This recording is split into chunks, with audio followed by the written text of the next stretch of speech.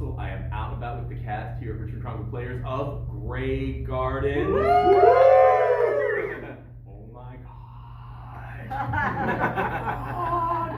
But before we get into please tell us who you are and who you play in the show. Sure, I'm Eddie Webster. I play George Goldstrong. Kim Fox, musical director. Duran Marquise Tyree. I play Brooks Jr. and Sr. Anya Rothman, I play Lee Bouvier. Bumi Pedersen, I'm Big Edie in the second act.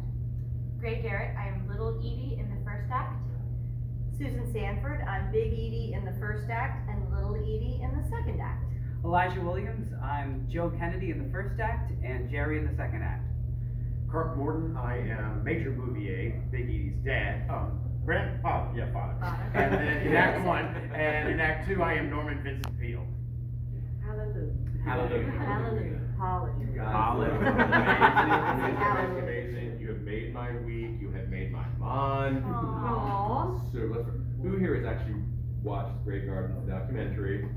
Numerous times. Numerous times. So we just feel like, because I've had in my family, we talk about, oh, we're having a Grey Gardens moment. I had to explain that to someone. They're like, what? The Bouviers? The Grey Gardens? No, okay. Watch the documentary. There's a great musical. It's fantastic. I want to start with the Edies. Oh my God. So beautiful. What's it like playing the three Edies? Because we've got, like, Edie past, Edie present, Edie in the future, all of this going on here. What was it like for the three of you to play this woman who has a whole chapter in fashion schools? There's a whole chapter about Little Edie for fashion. Right. It's a thing. I found out, I don't remember who told me, but it's a thing and I think it's great. What's it like being Edie? Can I start? Oh, please. So the first act is a lot easier, playing Big Edie, because there's no video that you have to adhere to. It's really just the text, it's the music, it's the time period, it's a certain kind of, it's really just a normal, if there is such a thing, acting job. Whereas Act 2, when I have to play this icon, and this person who people have, as you said, have watched this documentary so many times that and I'm convinced that every single line from Act 2 is taken somewhere from the documentary. And there are certain lines that are, they're so iconic, and you have to say them with a certain cadence, or else people are going to lose their minds. So that was a real challenge for me, and that's why I really started watching everything I could find. There's also a documentary that was just released last year called That Summer, which was the original 4 reels that the Beals made. It has Lee Bouvier in it. It's before the house got cleaned up, if you can believe that.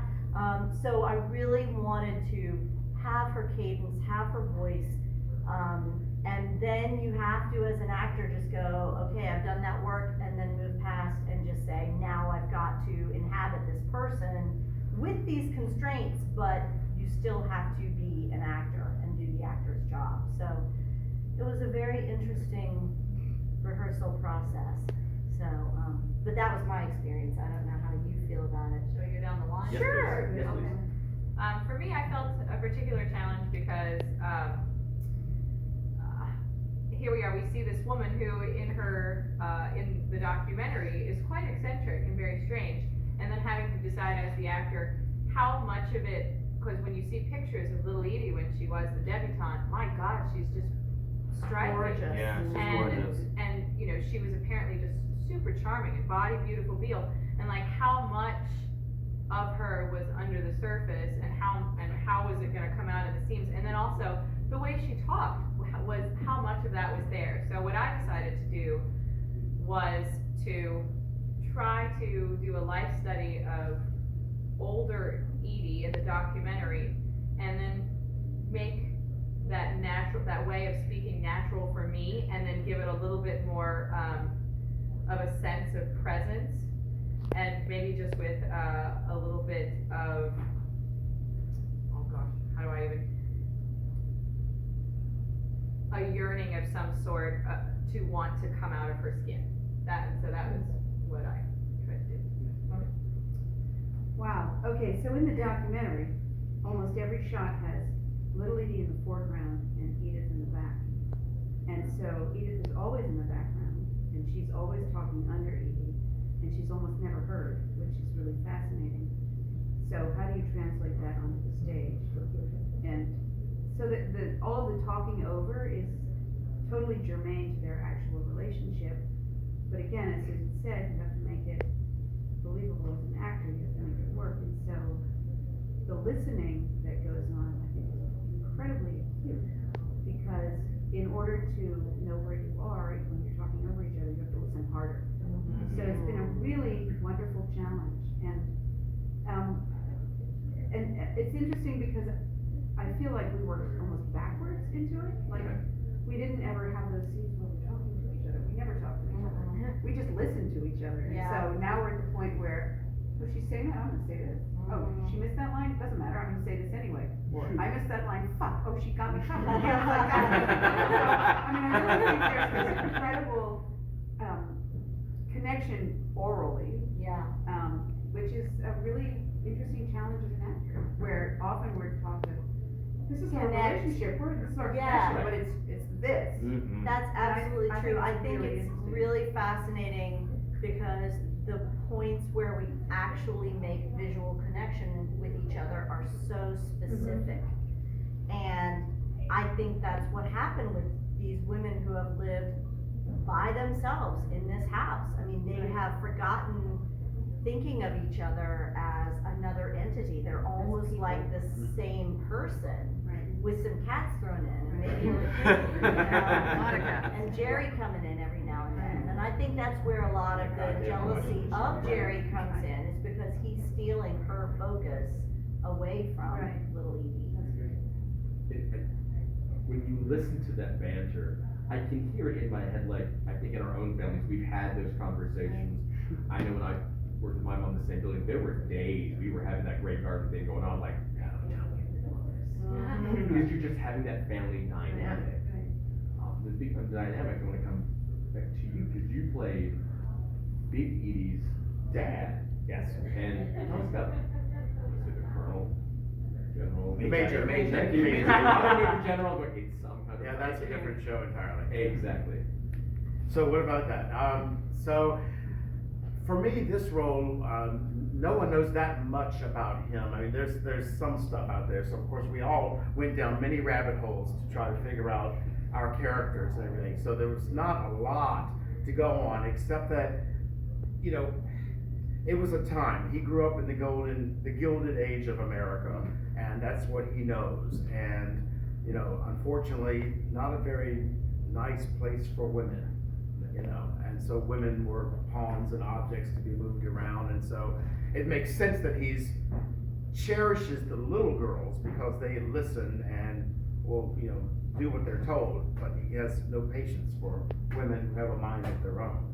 So it's very, you know, I'm not that kind of person. So it's really kind of hard to, it's really hard to swallow that and be so mean. But he was a very abrupt man, you know, just a very, what's the word I want? Staunch. He's staunch! Staunch, honey, Yes. staunch. S-T-A-U-N-C-H. It's interesting because he did cut off the money. Yeah. Yeah. he- Yeah. Edith embarrassed him Yeah. at her son's wedding. And I think that's what kind of sends them down this spiral. Right. Absolutely. But it's what's interesting that they put this in the script, I think, is because it sets you up for that whole understanding that all of these women end up with emotionally unavailable men who treat them like crap. Except for Jerry. Except for Jerry. Except for Who Jerry. likes your coin. He just likes And your Brooke coin. was gay. And I would say Brooks. I would say Brooks. Well, Yeah. you've got that little dynamic, and let's start with Brooks. Brooks Senior. Senior, yes. Tell us about Brooks Senior. Well, like I said, there's not much about him. He's in pictures. But I feel like he was the caretaker. He was the one that made sure things went smooth. He was the one that, ironed out the wrinkles, if you would. And I think he had a connection with them because he really did love them. They treated him with respect. I feel like he he was able to do what he wanted to do, even though he did a really good job doing what they asked him to do. I feel like he kind of had a relationship as like a friendship, or maybe even like part of the family type of situation. And that connection of you know, being a servant, not necessarily, well, yes, a servant, yes, but also the connection of being part of the family unit was a big deal for him, and I think that's why he stuck around. You know? Well, and there's a couple times when your character goes, I've already taken care of that. Mhm. It's like you're insulating them from one thing. I'm watching the movie A's reminded me of watching movies like Gosford Park, Oh yeah. where these people live an insular life. They don't really live like everyday people. They're isolated. They don't have to do a 9 to 5, and people kind of keep them in. They keep this little bubble. The people around them keep them in a little bubble because they don't interact with other people, and they end up like kind of like Howard Hughes or Tesla. They're kind of like in their own little world. The rules of their world were softer. You know, like how they, I think especially with these women, about how giving they were. I mean, like she goes, I feel like there's a sweet, when she goes up, she's feeding the raccoons. Because she's like, well, they live here, so anybody, all were still welcome. And they're yours. All. Yeah, the cats were your mother's idea. Yeah, the cats were the mothers I did. We're talking about more relationships. You play Gould, the pianist. Talk about that relationship to the rest of the family, because there's a couple points where like you're like the mediator between like mother and daughter and such within the family. Well, I find Gould very interesting because I do also see him as a servant in the household, but there's also this I think there's a very tender, loving relationship between Gould and Edith, and it's a very strange dynamic to be a servant and also know that she needs him in a lot of ways, and I think he needs her, not only financially but also there's an emotional attachment as well. So it's a very interesting dynamic. I enjoy quite a bit playing with Little Edie, both in Act 1 and Act 2 a little bit.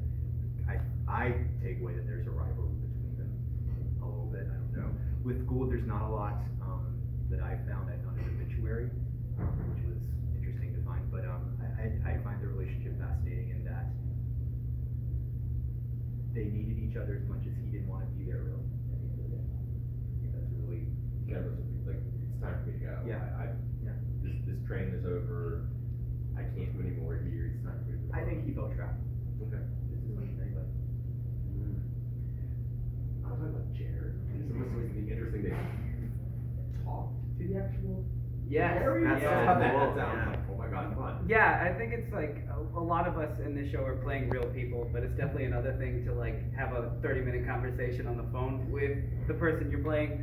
And it's great. It's this wonderful feeling, and you're also absolutely terrified because you're like, this guy's still alive. Like he could come watch this and be like, you're doing this entirely wrong. That's not me. He's from the Bronx, so he can take you out. Yeah, exactly. No. Like Jerry will. I mean, he's a sculptor. Like but I don't know. It's so fascinating because I think it's such an opportunity to really like truly delve into Jerry, and I think of the two characters that I play, I definitely connect a lot more to Jerry. I am the same age as Jerry was when he was in the documentary, when he was there. Because you're saying the same age now, like, Yeah. I'm actually 75, yeah. That was really good. But Notice he said that to you. yeah, you are amazing, you're a statue, Yeah, I'm staunch. there's a lot of flattery in this show. But it's I don't know, but it's fascinating, and I think just talking to him just reveals how much he was how similar he was to Edie and Edith, because they're seen as these sort of crazy caricatures, but he really fit in there, and I feel like so much of his life growing up, he was in an abusive household, and he ran away, and he just worked and tried to live his life, and he never really had a mother figure, and so I think one of the most fascinating things is his relationship between Jerry and Edith. And I think one of the things that we talked about that was so fascinating was he was telling me about the first time that he asked Edith if he could call him mom, if he could call him mother. And I think it's just so touching because it's he needed that. And I feel like this show is so much about love and it's so much about needs, where everyone needs to feel wanted and needs to feel loved. And she talks about that in Jerry Likes My Corn, where she's like, someone's gotta need him. And I think that rings true for everyone. And Jerry acts as that conduit. Which I think is just amazing because you can see the chemistry there, and you all have. And this is a very close cast. I can tell that there's chemistry, there's relationship. You are drawn in to this family and this story. Of course, I love the song "Revolutionary," where I think that's just It's fun. so good. So I was going to say, would little Edie approve of my outfit today? Absolutely. Okay. You're like, absolutely wonderful. Thank you. Honestly.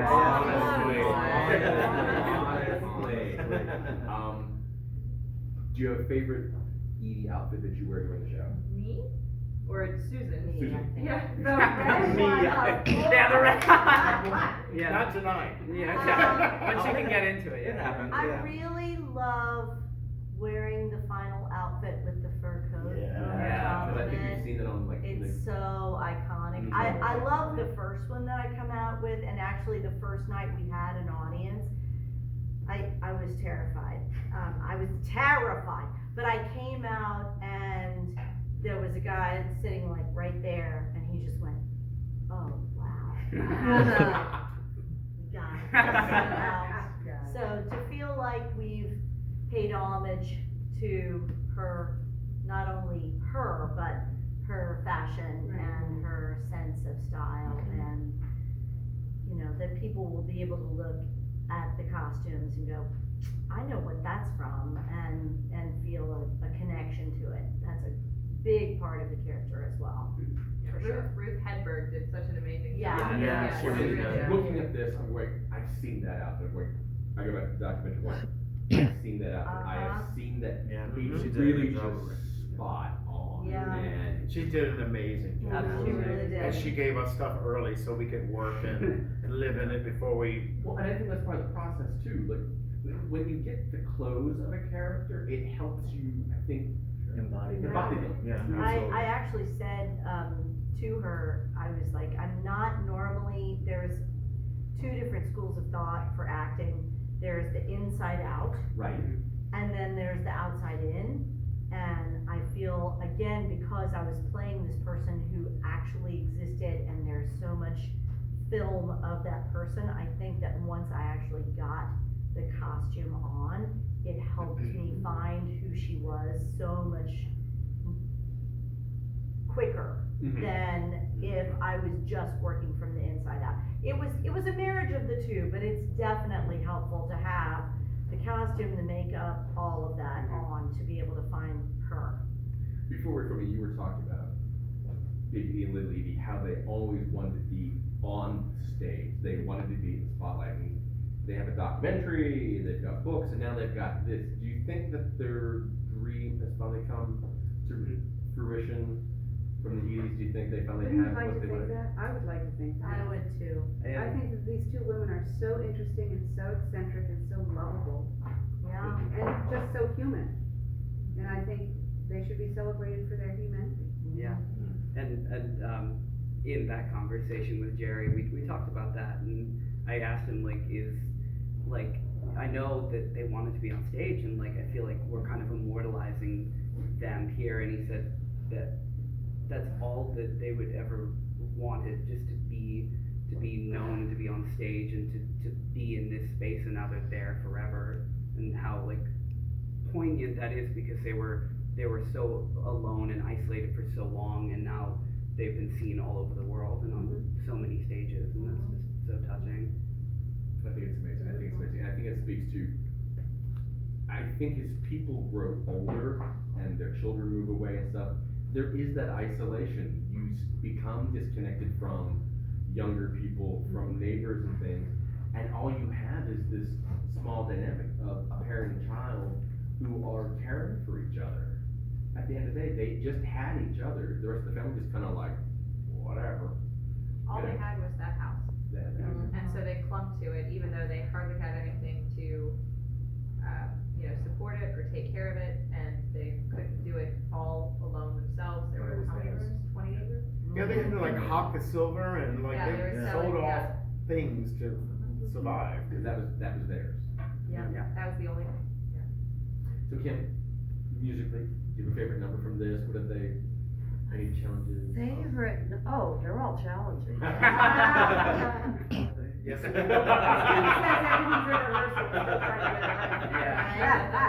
Yeah, so for musicians watching this, there's like, every number is like 12 flats and 8 sharps. Yeah, It's the crazy score.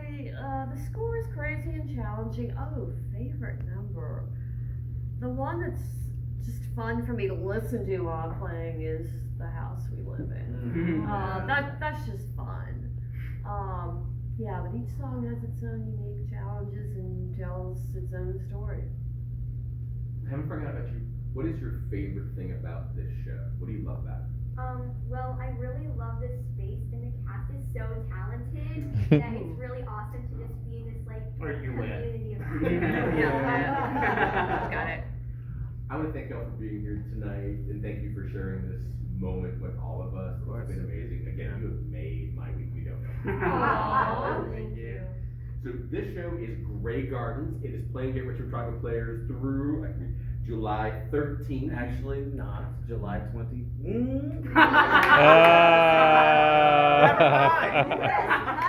Edit that As shit. far as I know, through the 13th, tickets available at our triangle.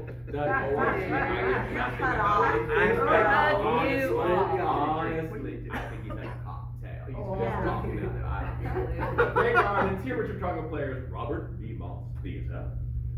Through July 13th, ourtriangle.org for tickets. Thank you for being with us. I'm Eric Russell. You never know where I turn up next, so tune in next time. See y'all. Bye.